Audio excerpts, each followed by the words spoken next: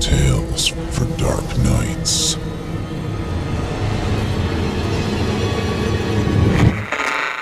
Want to make sure you never miss a Chilling Tales for Dark Nights video again? Be sure to subscribe and hit that bell to turn on notifications.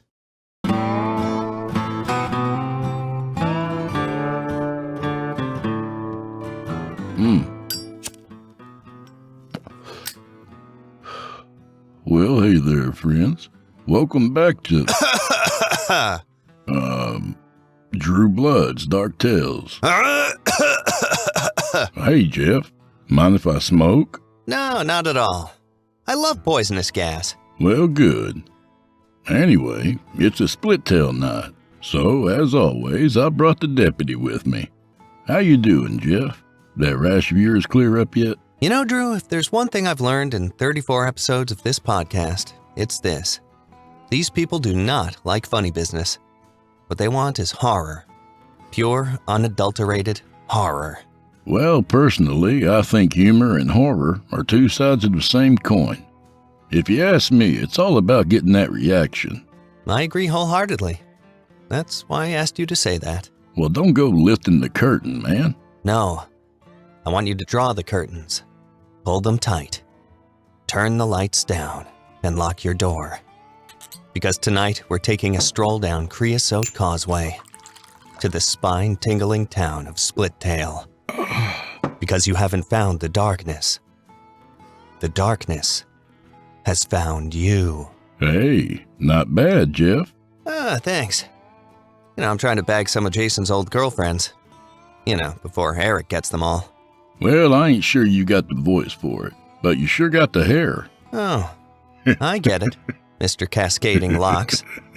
Very funny. No funny here. Not on this show. Shit. So, smoke 'em if you got 'em and drink your glasses to the bottom, friends. Because old Drew Blood has a tale to terrify.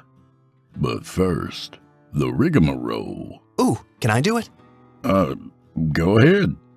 It's not like it's my damn show or anything.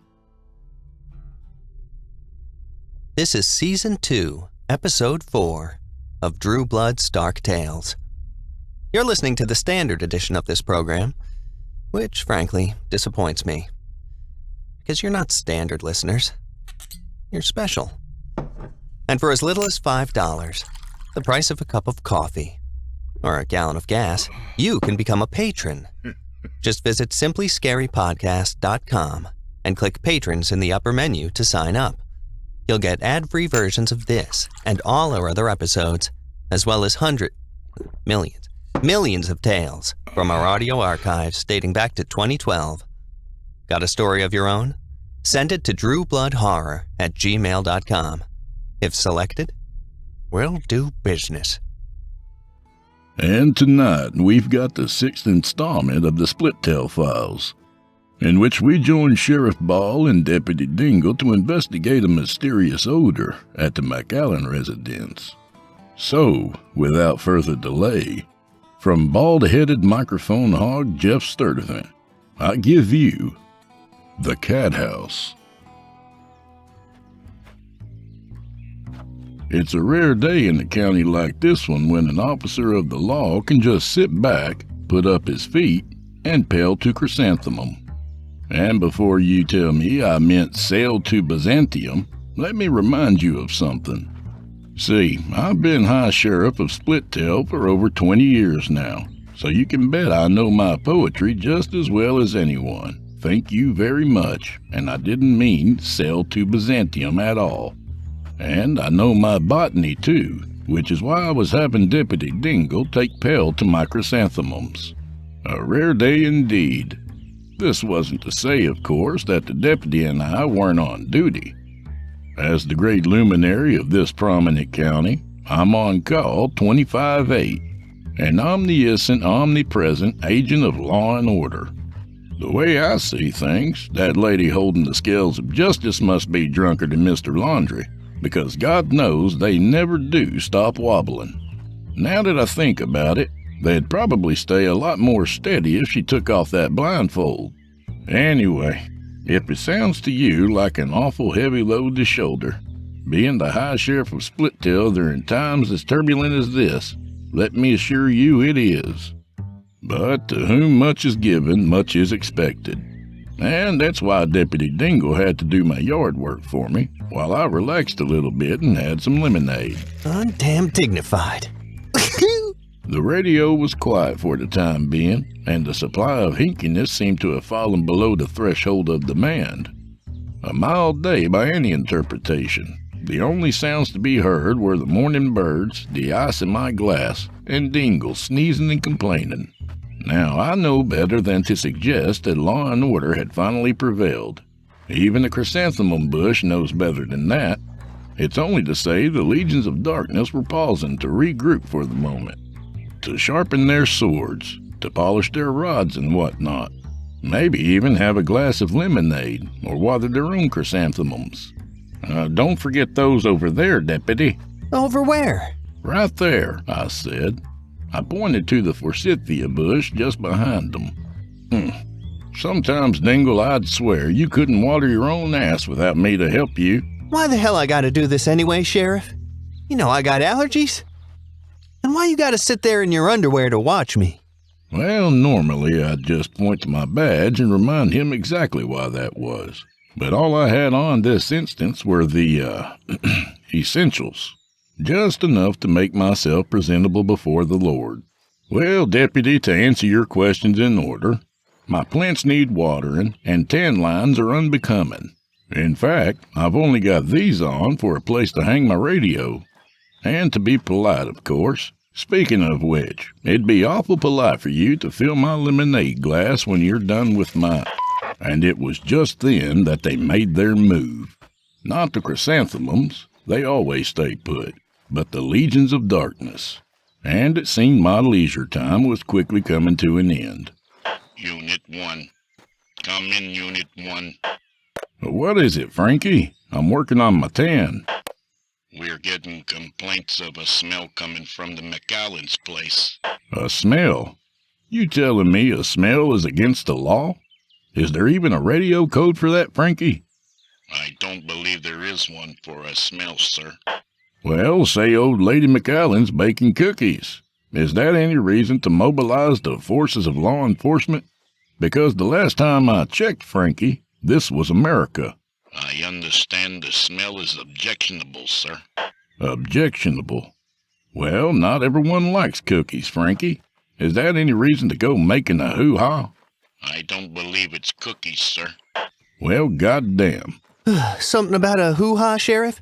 Oh, the McAllen place is supposed to be emitting some kind of objectionable aroma, Deputy.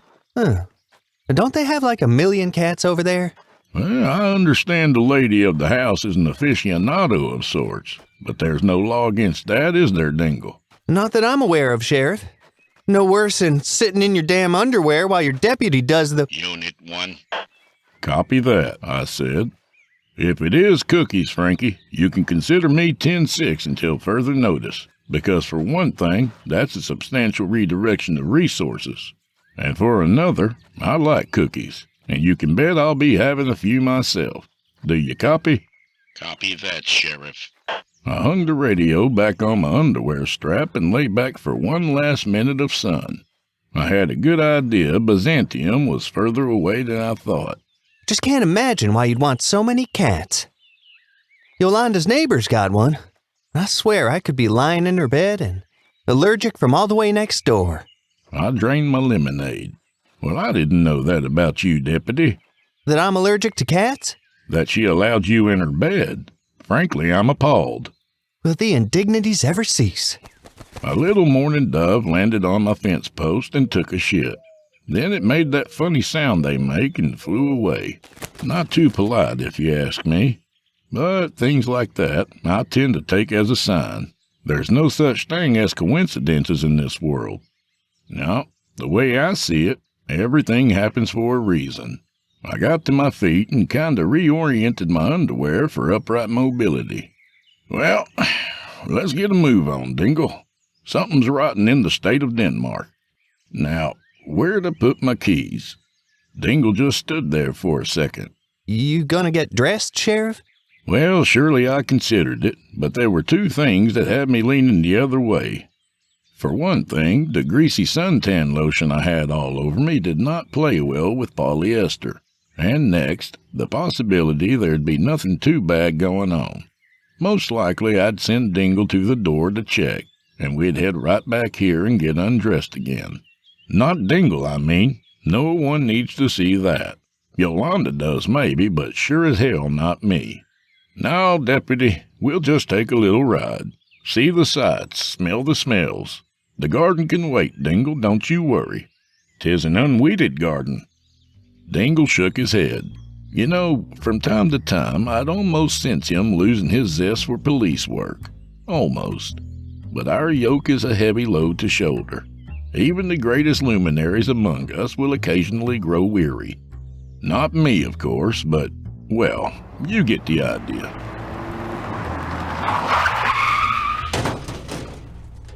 We pulled up to the McAllens around a half an hour later, after a quick stop by the 7-Eleven for provisions.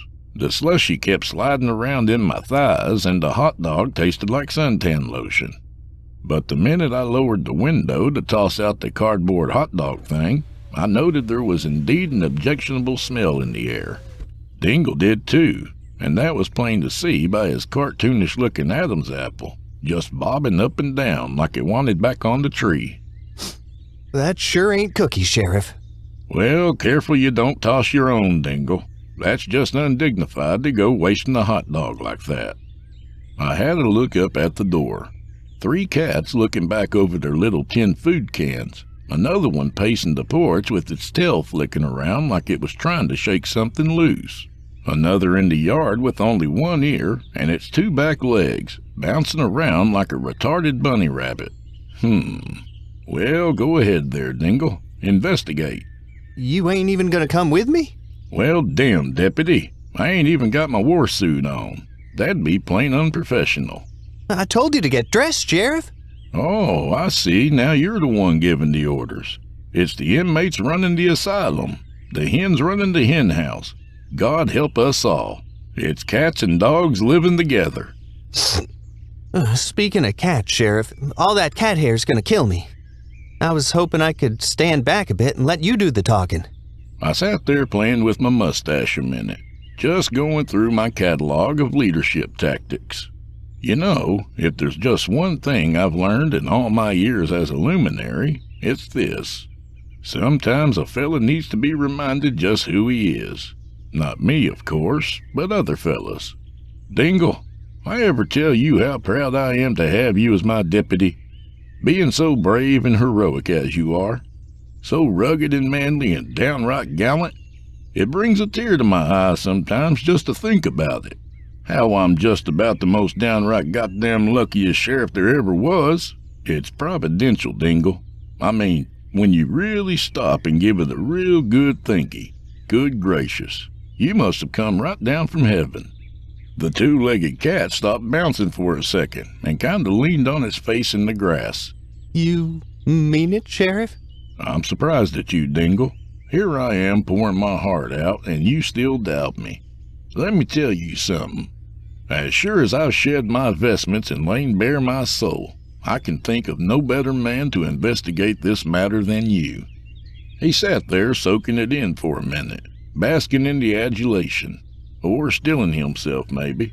Already little cat hairs floated in through the open window and landed on my greasy physique. I went ahead and rolled up the window. No need to get dirty. Today, yours truly was administration only. Thusly, I sweetened the deal. I say you go ahead and clear the air like only a man like you can, and after that, we head to Splittail Taco and shut that bastard down. On me, Deputy. I'm talking 10 crunchy tacos and large drinks. Affirmative. All right, Sheriff. I'm going in.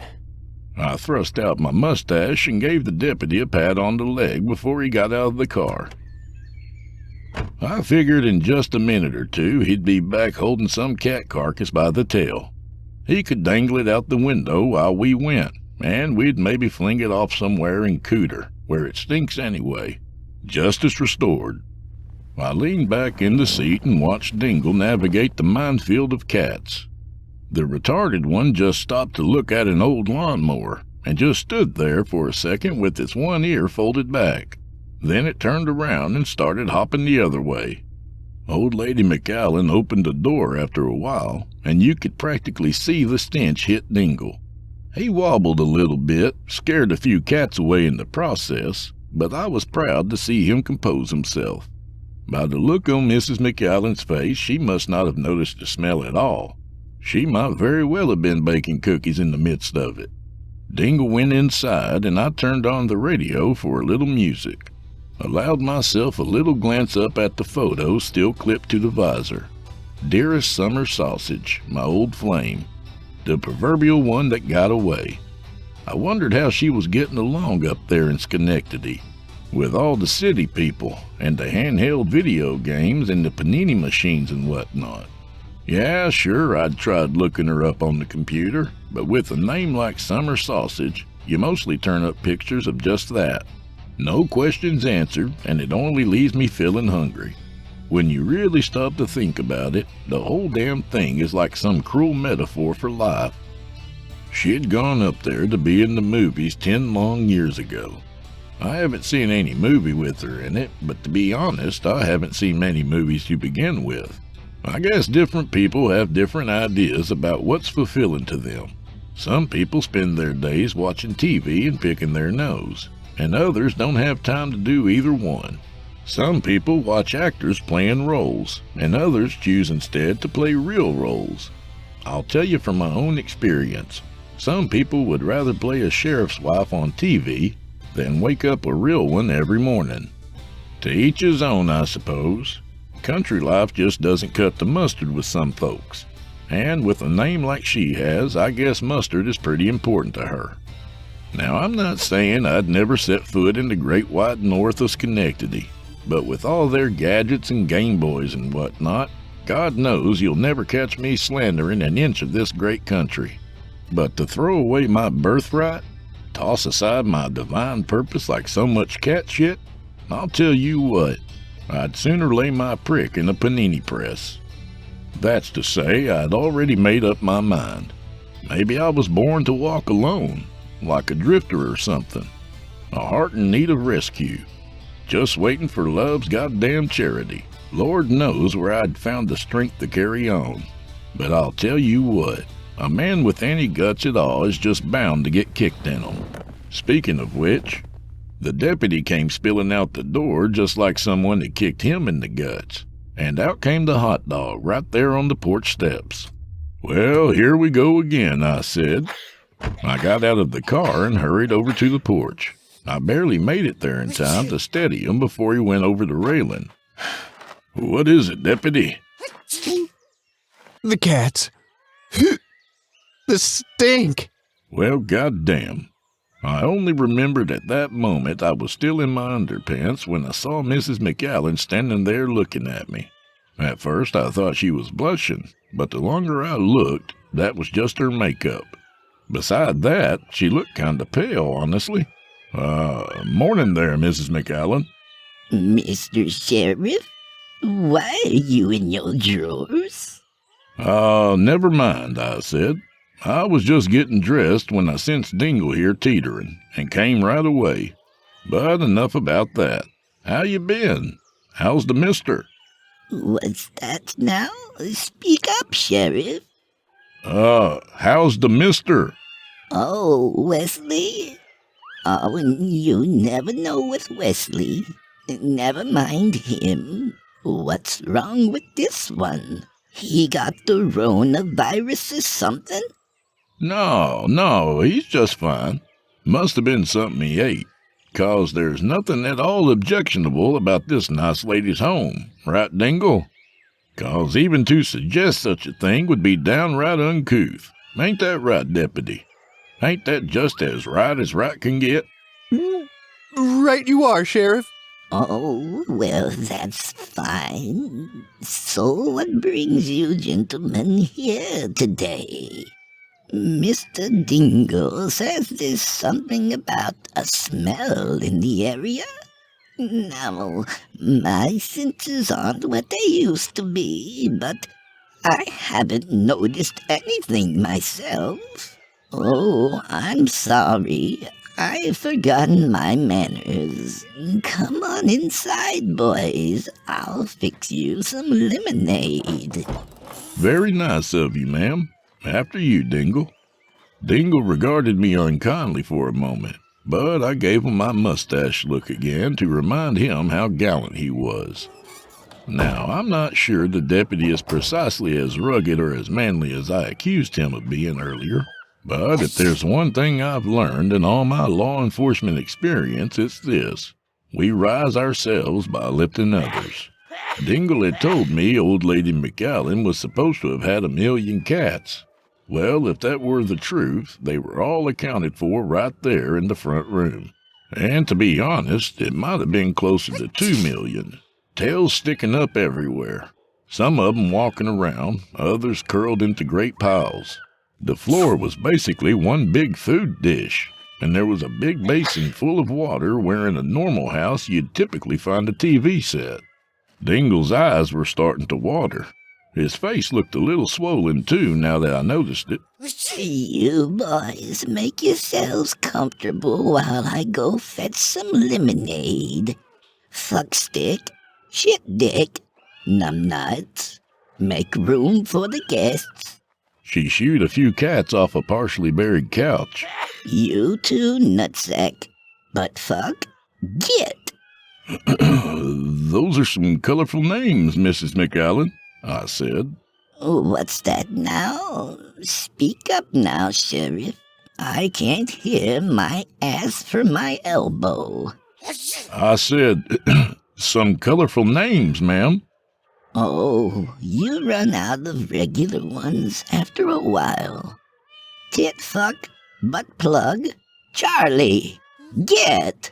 She brushed a few more cats aside and made space for us to sit down. There was so much fur on the couch, it might as well have been a whole cat itself.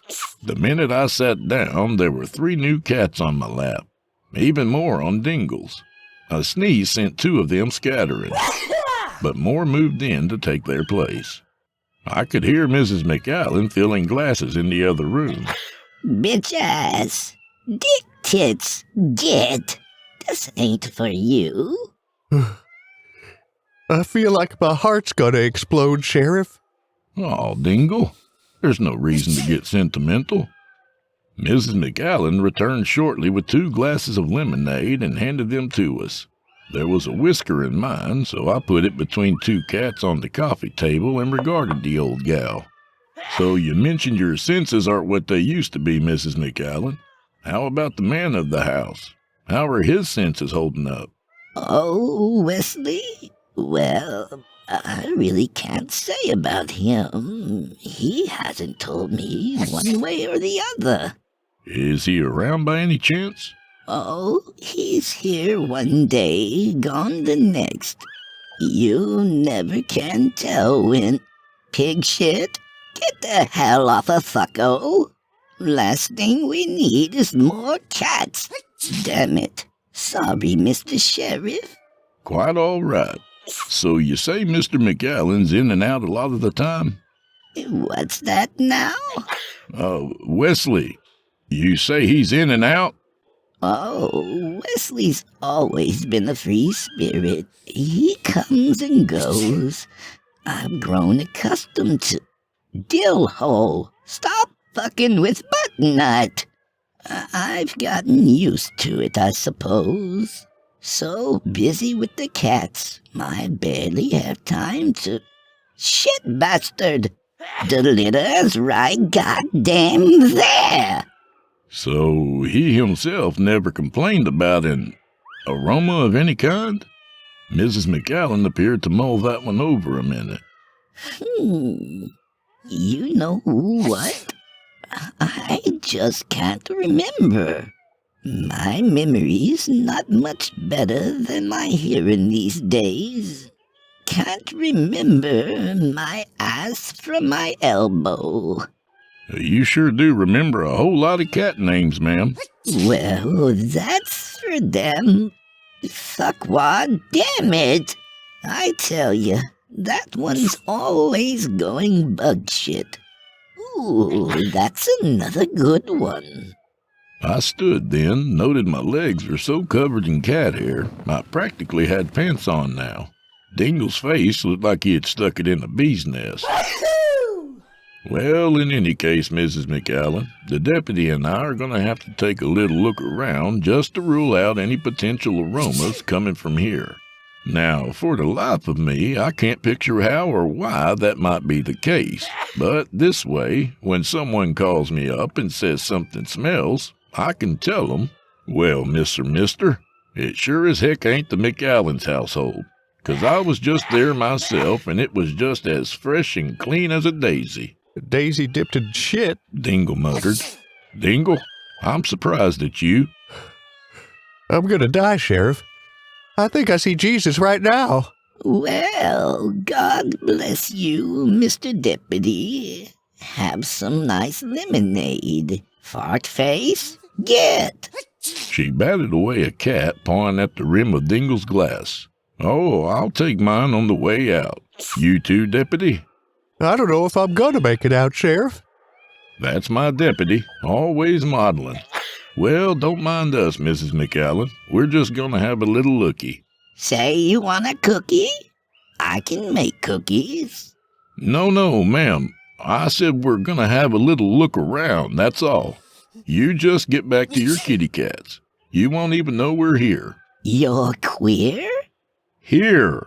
I said you won't even know we're here. Oh, well, I suppose that's all right. You boys go ahead and do what you gotta. Fucko, settle down. You wanna live outside like two legs? While the lady of the house tended to her hoard, Dingle and I inspected the premises. The house looked at one time to have been carpeted, but only shreds of evidence remained poking out from under the skirtboards.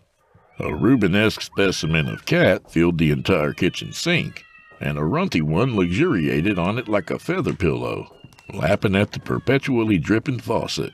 3 others curled up in an empty pizza box watched me defensively like they were expecting me to judge them for it.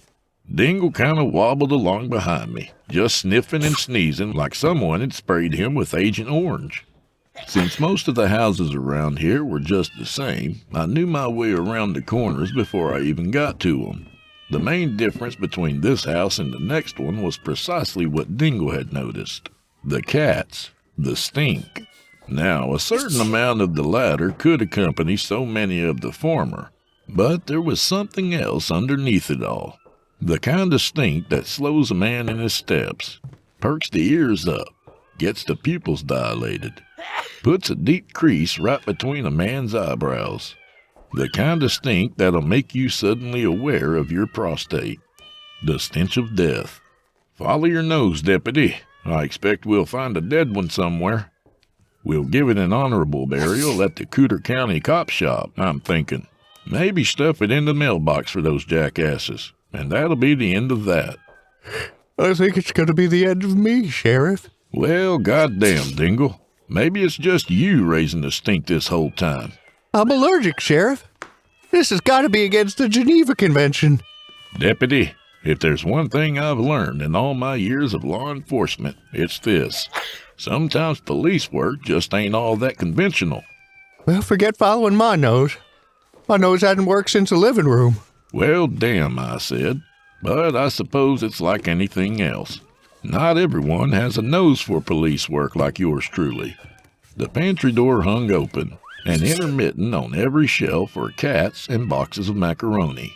A mangy-looking kitty at the bottom stretched out in an open bag of flour. By the look of it, the flour also doubled as a litter box. Beyond that was a little hallway, and the cats went up and down it like city traffic.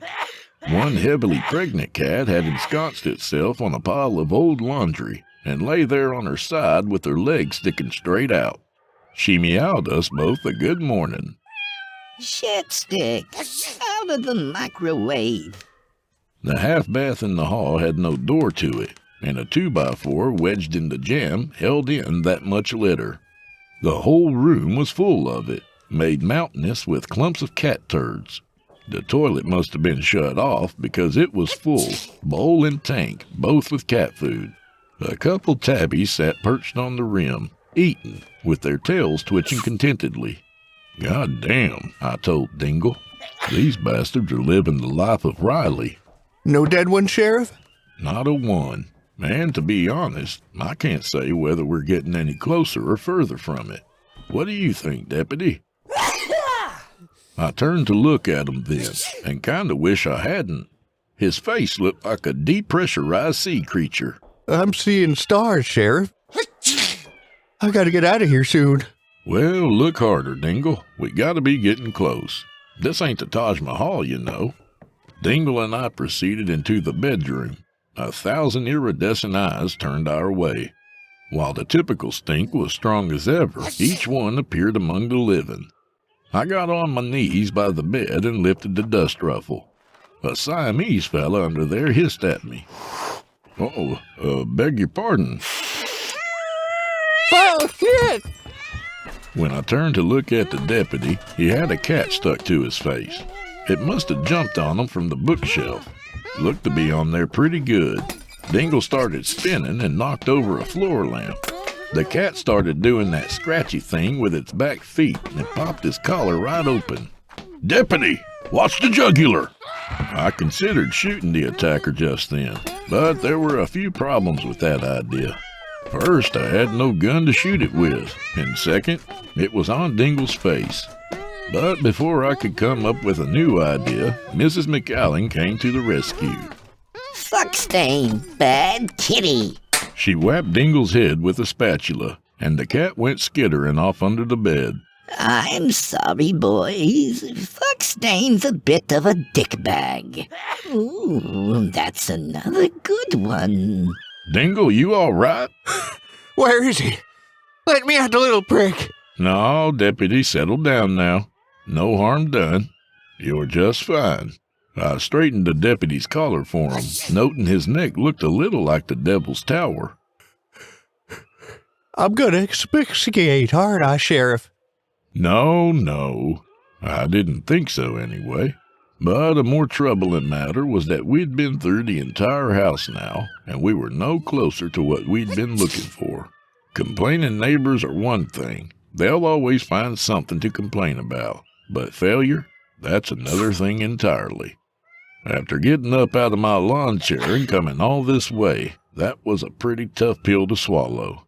In fact, I'd rather lay my prick in the panini press. Mrs. McAllen, at the risk of a minor uncouthness, I'm gonna have to level with you for a minute. The deputy and I suspect one of your cats may have passed away. And though we keep searching for an answer, we can't seem to find what we're looking for. Now, granted Dingle has the strength to carry on, I ask you, is there anywhere in this house we might have missed? Well, damn. She said. I'm a murder suspect? No, ma'am, that's not it at all. A cat will die on its own from time to time. Sure as neighbors will be petty now and again. I figured the easiest way to clear the air between you and your neighbors is to locate the source of this passed-on cat and give it the dignified burial it deserves. Rainbow Bridge and all that. Say again? Ma'am, is there anywhere in this house we haven't looked yet? The basement. You've been in the basement? Well, goddamn. I didn't know there was a basement. Show me the way, Mrs. McAllen. You with me, Deputy? The scratches on Dingle's neck had each blown into swollen red welts. Maybe I could go wait in the car, Sheriff? Dingle, that's not very gallant of you. Haven't I ever told you how rugged and manly you are? Our Father, who art in heaven. Basement's over this way, gentlemen. Haven't been down there for years. Not since my knees stopped bending right. Shitballs, get! The basement door was an inconspicuous little door it was easy to miss.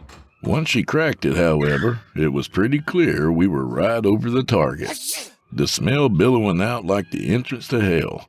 and I've never been more aware of my prostate than I was just then. Good God, Mrs. McAllen, if this ain't the problem we're looking for, I believe it's a worse one. Say again, Sheriff? I lifted a hand to dismiss her, then waved Dingle to come down with me. Then I changed my mind and had him go first. A little ways down, I hit a light switch and a dim bulb went on. The moment it did, you could hear the skittering critters and insects down there run for cover. The stench was so thick, I was worried it would soak into my mustache and stay there. And it got even worse the lower we went. A stink so bad, it was heavier than air. Not feeling so hot, Sheriff. Oh, Deputy, now's not the time to be so self-conscious.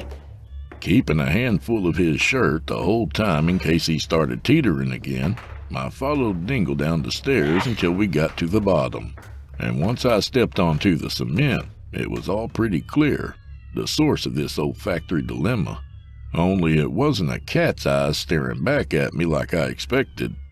Oh, thank heavens. I thought you'd never show up. Gee whiz, what year is it? Why are you in your drawers? Well, goddamn. It was old Wesley McAllen, sitting right there in the corner between the water heater and the wall. By the look of him, I guessed he'd been sitting there a long time. First off, he looked like he hadn't had a shave or a bath in months. Second, he had no legs. The lower parts of them, anyway.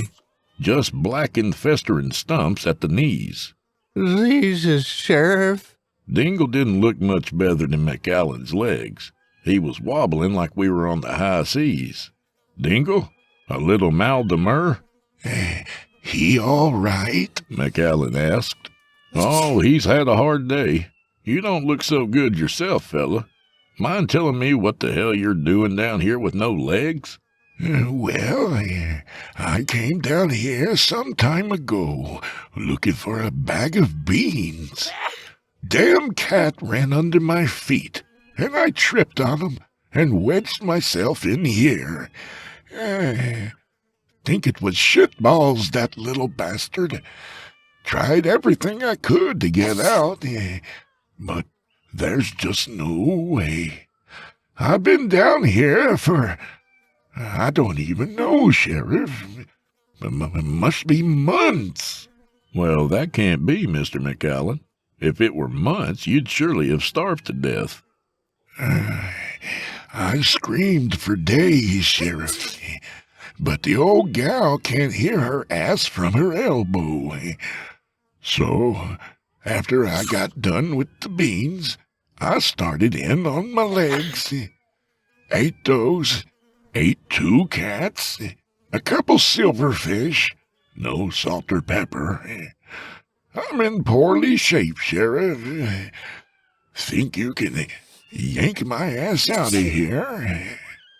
I was still staring at the fella's legs. He was sitting in a pile of shit and maggots, just dangling rotten meat like a month-old turkey carcass. He was wiggling around his upper legs like an excited kid in a big chair. It was no mystery anymore what stunk so bad. McAllen was rotten alive down here. Aside from that, he seemed in pretty good spirits, all things considered. I'm not sure I want to go yanking on you in your condition, Mr. McAllen. Well, now you sound like my wife, Sheriff. Here, just grab my arm, will you? He reached out a hand that looked like it hadn't been washed in quite a while. Also looked like it had been used to pull apart cats and legs and whatever else, and not so much as a handy wipe. Deputy, give Mr. McAllen a hand, would you? Not feeling so good, Sheriff. His eyes were just about swollen shut now, and his neck looked like a weird pull toy. I wondered if he was going to make it back up the stairs. Never mind him, Sheriff. You can do it. Just grab my arm there and pull me out. I got no leverage on my own. Well, so much for administrative work. You know, if there's one thing I've learned in all my years of law enforcement, it's this. You want something done, sometimes it's best to do it yourself. I grabbed Mr. McAllen around the wrist and pulled. He was in there pretty good, I thought. By the size of him, he couldn't have weighed more than $140, probably less without his legs. But once his torso squeezed out from between the water tank and the wall, you could hear the Velcro sound of his ass glued to the floor. I spaced my feet apart and gave him another good yank. The dried shit and whatever else peeled off the cement like an overcooked meal. He was groaning and cursing, but being a good sport about it. Better than Dingle anyway. Another good pull and I had him free. His legs weren't much help to him, though, and he kind of tipped over and landed on his face. I thought I might have dislocated his shoulder. Eureka! McAllen said into an old carpet remnant. Then he kind of flopped around like a warping fish. Can you get me upright, fellas? Dingle. I snapped my fingers in front of his face. You with me? Oh, Bessie needs milking. Dingle! I gave him a smack across the face. Not too hard, just enough to bring him back to his senses. He spun around a few times, but when he came back to face me, there was a little more life in his eyes. What's that, Sheriff? Grab Mr. McAllen's stumps there for me. Let's get him up the stairs. Lord help me's dignity. I could hear Mrs. McAllen upstairs messing around in the kitchen. All these weeks or months or however long, completely unaware of the horror under her feet. And this poor fella, forced all this time to listen to her baked cookies while he was down here nibbling on his leg meat. Lardass, get out of the sink. You know, once in a while, a man in my position just has to pause and try to make sense of it all. Life can indeed be cruel. That all these years I've been saddled with my great commission, and the woman I love is off gallivanting. And here we are, McAllen and me both, just surviving off our own resources. Rotting away. One day I was going to do something about that, I decided. One day when the scales of justice were plumb level and the legions of darkness were finally brought to heel. One day I was going to strike a blow for all the sheriff balls of this world. I wasn't sure when, and I wasn't sure how. All I knew was one day I was going to do something. Dingle, after deliberating how to get Mr. McAllen's stumps under his arms, did just that. I got him under the armpits and we walked him up the staircase. Whatever mess was caked in Mr. McAllen's undercarriage was right under Dingle's face, and I'll bet he was pleased for the moment his nose didn't work. Didn't keep him from barfing a little on Wesley's lap, but all in all, he didn't smell any worse for it. We backed out of the doorway and stood in the missus's kitchen, waiting for her to notice. A few cats watched us wide-eyed, then made a beeline for the living room. Lardass wobbled in the sink, but ultimately stayed there. Agnes, damn it! She startled when she saw us, and her cookie sheet fell in a litter box. Wesley, where the hell have you been? Where'd your legs go? Well, it's a long story. What's that? Said it's a long story. I'd like to know just how long that was, I said, even though I figured it didn't really matter. If there's one thing I've learned all these years, it has to be this. All's well that ends well. You got the beans? Last I remember, you were supposed to bring up the beans. You been whoring again? Where the hell'd your legs go? I ate the damn beans, Agnes. Plus 2 cats. And my legs. You ate the cats? You sick bastard? Which ones? No tail and motherfucker, I think. Well, fuck me. Why didn't you call me? I did call you. You didn't hear me. What's that now? A great sigh left Mr. McAllen, and he suddenly seemed less relieved than he had just a minute ago. Sheriff? I changed my mind. Maybe just put me back down in the cellar. I'll get by. Said you want pie? Why would you want to do that, Mr. McAllen? Besides, I think you need some medical attention here.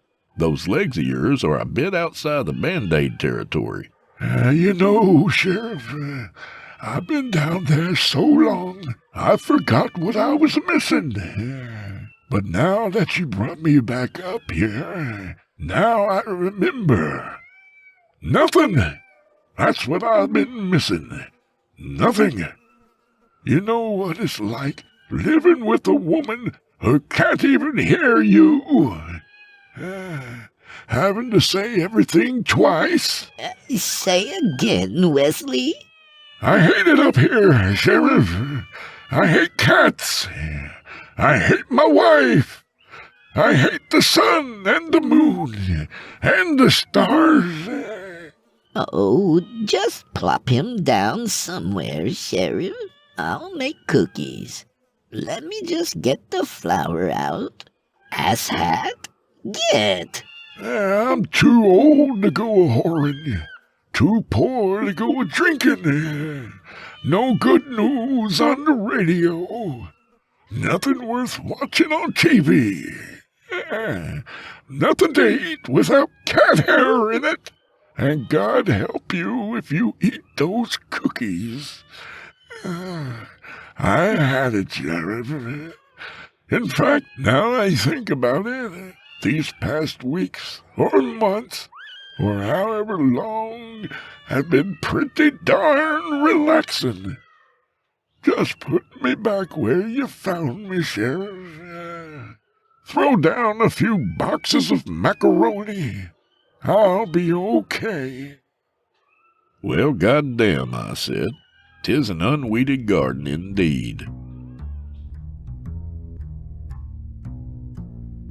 Unit 1. Come in, Unit 1.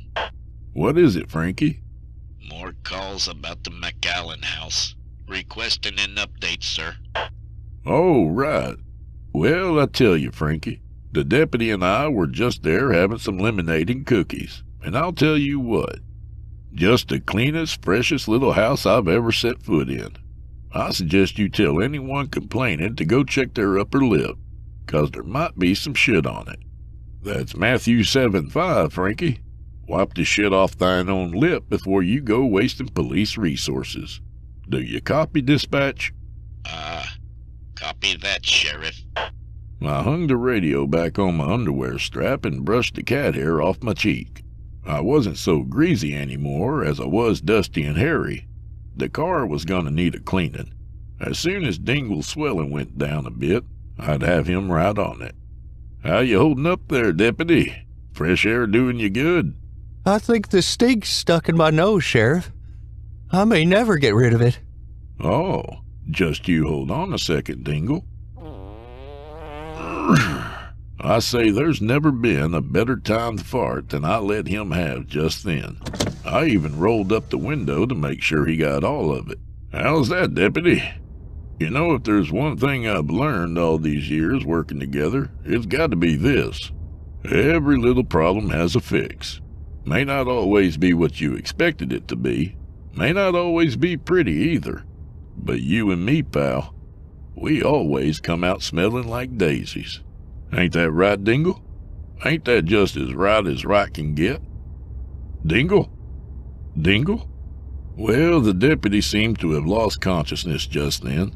Or maybe he was just sleeping. I don't know. It'd been a big day for the both of us. And that's the gospel truth. Speaking of which, you'd no sooner catch me arguing with Matthew than you would my fair dispatcher. Nor would you catch me arguing with John, Paul, or Ringo. Because if there's one more thing I've learned in all my years, it's got to be this. Everyone's gospel is going to be a little bit different. One fella's going to see this, one fella's going to see that. This one's going to smell cookies, that one's going to smell necrotic flesh. Doesn't mean anyone's right or wrong, only that the truth is somewhere in the middle. See, the scales of justice are supposed to wobble a bit, and there's a good reason that lady holding them wears a blindfold. Sometimes you just gotta hold your nose, turn away, and let people do what they're gonna do. About all you can do for yourself is heed the time-honored words of your mama. Always put on clean drawers in the morning. Whatever decisions you make after that, well, it's not always gonna be a good one or a bad one. Sometimes you just gotta go through the motions. Eventually, I guess you just gotta give up. In the case of Mr. McAllen, I guess he had finally found Byzantium. Who was I to turn him around? I got a few odd looks at Splittail tacos and dry cleaning, but Dingle was still unconscious, so I had to go in by myself. What are clothes anyway but a micrometer-thin facade of dignity? A lot of good they did Dingle. So, with the Baron, which only a great luminary can carry himself, I ordered 5 crunchy tacos and an orange Fanta. I sat eating and thought to myself, maybe one of these days I'll drive up to Schenectady and see what's what. Maybe I'd trim my mustache up to my upper lip and get a fancy haircut and a pair of loafers, and maybe even a nice suit. Maybe I'd trade my gun in for a handheld video game and learn on the internet about ciabatta loaves and panini makers and coffee-flavored beer and fancy teas. Maybe. And maybe Mr. McAllen will grow his legs back, because a guy like me, I've been walking the lonely street of dreams all my life, and I've learned quite a few things along the way. I know I don't bring them up very often, but believe me, I have. And if there's one thing I've learned most of all, it's this: people don't change. Hell, if you were anything like me, why would you want to?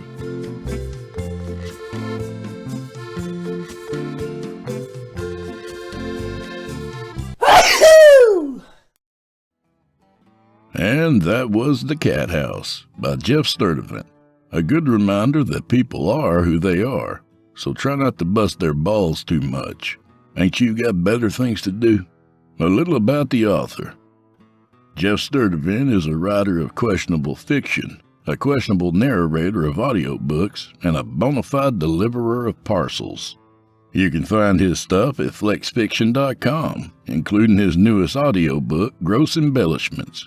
If you're a Chillin' Tales for Dark Nights listener, you may have heard some of the stories already, but it'd still look awful nice on your digital bookshelf. Look him up on Facebook and ask him for a code. He'll hook you up.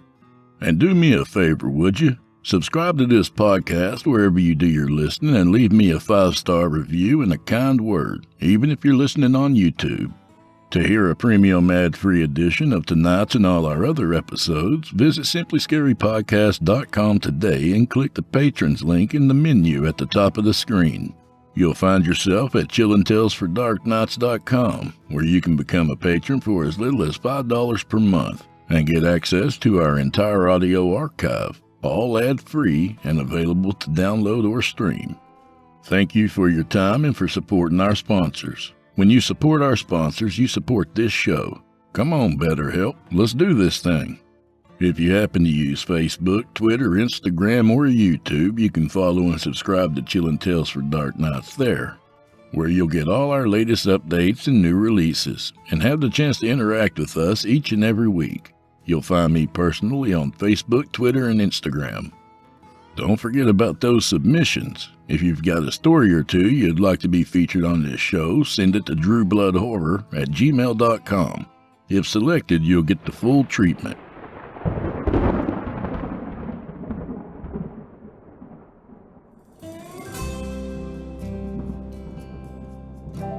Well, I'm afraid this is where we part ways, at least till next week. So grab a drink for the road, friend, and if it's the lonely street of dreams you're walking, take heart. I'll be here for you each and every week. I'd like to recognize a couple more of our YouTube listeners: Big Earl, Chaos Maker, and Free Soul, all the way in New Zealand. Thank y'all very much for the wonderful comments. I promise you, they're greatly appreciated. So, Big Earl, Chaos Maker, and Free Soul, may the wind be at your back, May the road rise up to meet you. And wherever y'all are at this moment in time, go fuck yourselves. Oh yeah, Lindy Beaumont, get your cat out of the damn sink. Also, go fuck yourself. Good night, y'all.